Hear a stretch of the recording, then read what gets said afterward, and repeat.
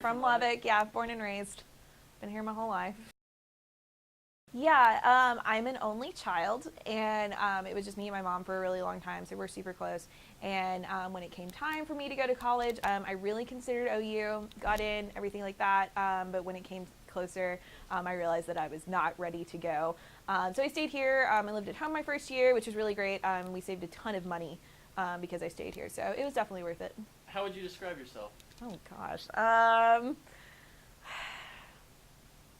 I feel like most people, well, no, this is how I describe myself. I don't know. I'm an overachiever, that's for sure. I very rarely say no when somebody comes to me with an idea or wants my help with anything. So I stay busy a lot. I'm super dedicated to what I do, and I really enjoy it, which is why I don't mind being so busy all the time.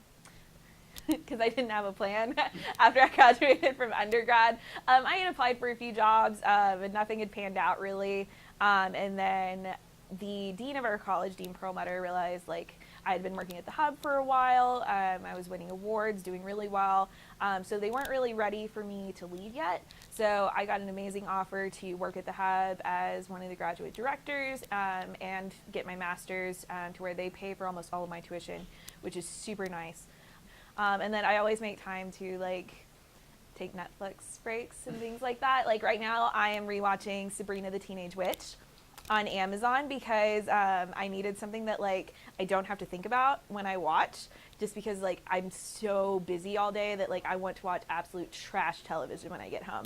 So that's what I'm doing right now to just de-stress. What would you say makes you stand out amongst a typical grad student?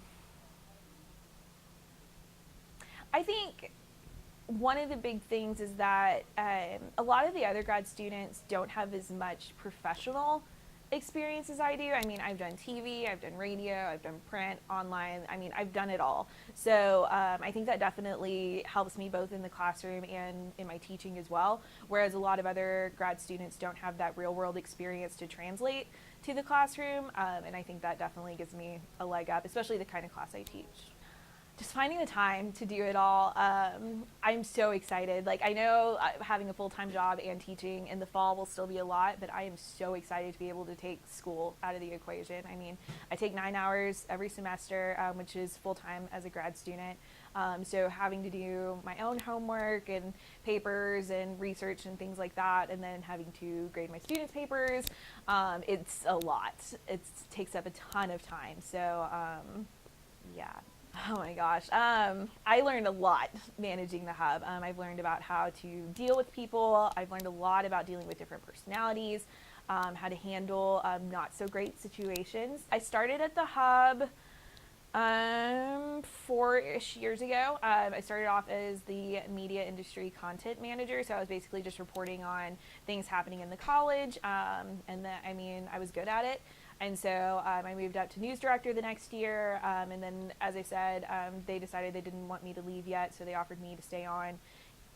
How does it make you feel that the Hub was voted one of the best college sites during the time you've been managing it? It's awesome. That's by far like my favorite thing. Like it's really nice to get the awards for your own individual writing and things like that, but the awards that are saying that we're overall awesome means so much more to me because that means that we're doing good every day.